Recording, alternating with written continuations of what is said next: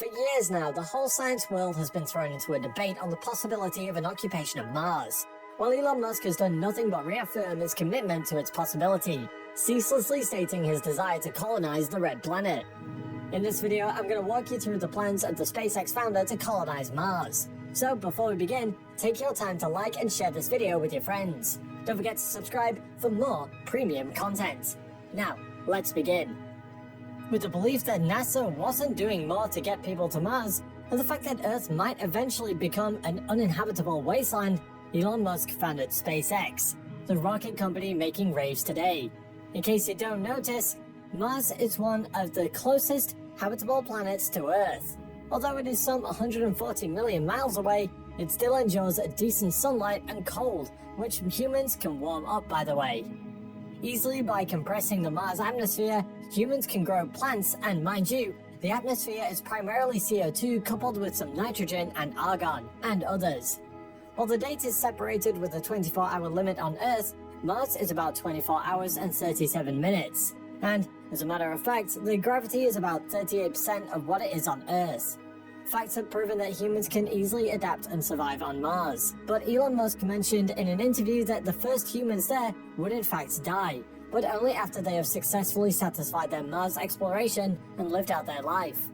Apart from the fact that the journey to Mars will take around 6 months, it will take an amount of around 1,000 spaceships and 1 million tons of vitamin C to make life on Mars verifiable. Elon Musk believes that life on Mars can only be achievable if there is a self-sustaining city there. One thing that has been a major obstacle to the Mars occupation is the ships and their need to resupply. For the time being, the issue of ships coming down to Earth from Mars after landing there is one that has been on the tables for long, even with NASA confirming that their supplies for the planet will not be for tourist travels, but for the continuation of life there. Overtly, the sustainability of life on Mars depends on how much is needed for colonization. Judging from the fact that the planet is slightly different from our Earth, those that find themselves on Mars might experience a little bit of difficulty, especially without enough supplies to last them for their intended time there.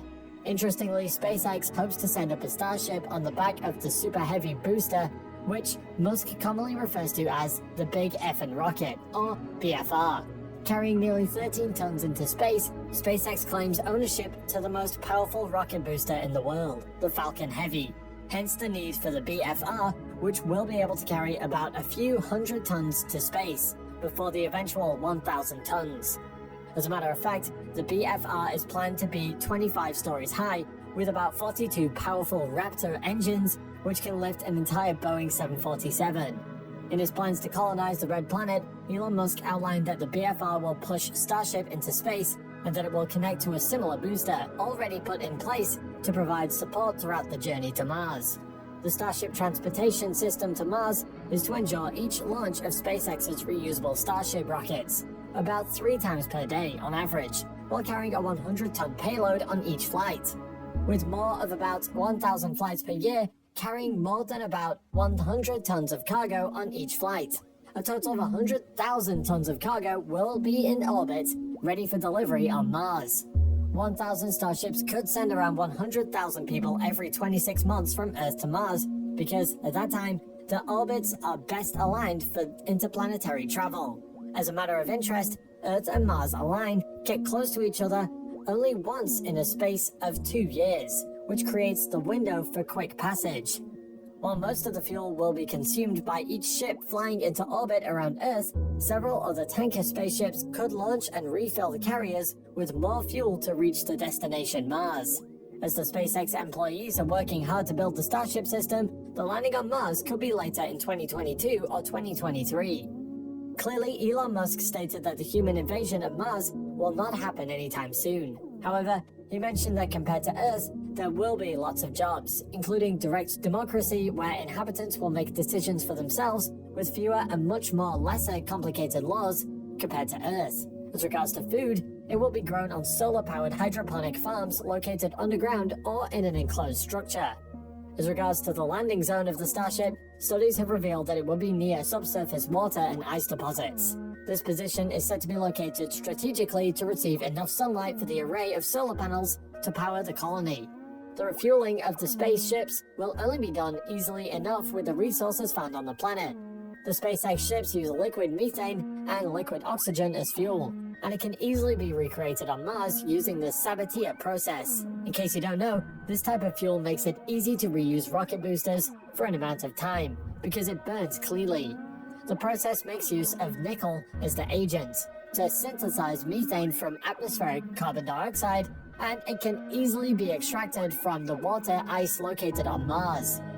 To generate a useful amount of fuel on Mars, it will roughly take 26 months, and by the calculation of SpaceX engineers, the necessary power to make the Sabatier work will need about 56,600 square meters of ground based on solar panels, which can be simply moved to Mars in a single Starship. At this point, I'm not sure if you're aware of Elon Musk's Boring Company on Earth hoping to tackle the issue of transportation. We believe that the Boring Company will not be left out of this colonization, as it will first need to dig the Mars surface to access the subsurface water. Furthermore, to safely keep the human colonies from the harsh ionizing radiation, initial settlements might need to be organized in deep subsurface artificial encampments. How do you think connection with the colonists on Mars will be maintained? Let us know your answers in the comment section.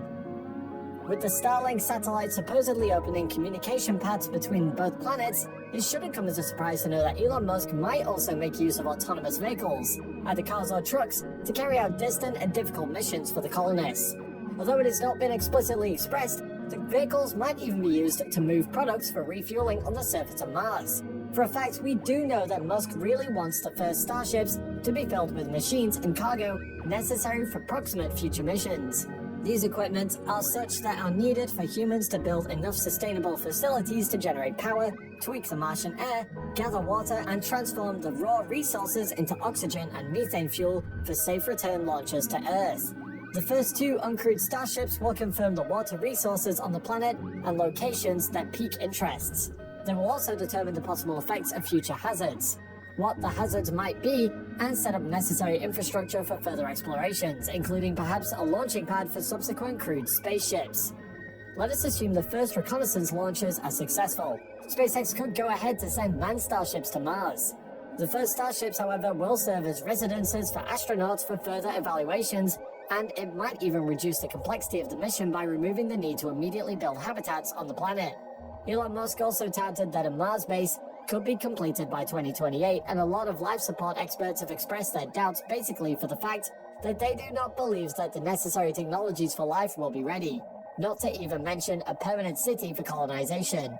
But we all know Elon Musk, and he has a flair for achieving the slightly unthinkable. And for the Red Planet, he aims to make a backup for humans after life on Earth becomes unbearable. To transform Mars into a similar world as Earth, Elon Musk once talked about nuking Mars. However, the images on SpaceX's website of a rusty red planet morphing into an Earth-like world suggest a hypothetical process of terraforming. While this type of climate change is deliberate, it suggests that Mars could be morphed into a wet and warm world, far better suited for ceaseless human colonization, only if the carbon dioxide-rich ice caps on Mars are easily melted. NASA, however, does not believe in the possibility of lasting terraforming, as there may not be enough trapped gases to sustain a comfortable planetary atmosphere. Compared to Earth, Mars has less than 1% of atmospheric density, which makes it synonymous to a vacuum cleaner. Currently, SpaceX is building its first set of Starship orbital vehicles, and are conducting tests in a South Texas facility, very much close to Earth's core. From this facility in Boca Chica, Texas, it launched many test flights of Starship prototypes and is preparing for many more tests to come in the near future. The colonization of Mars will most likely take years, but it will surely be worth the wait in the end.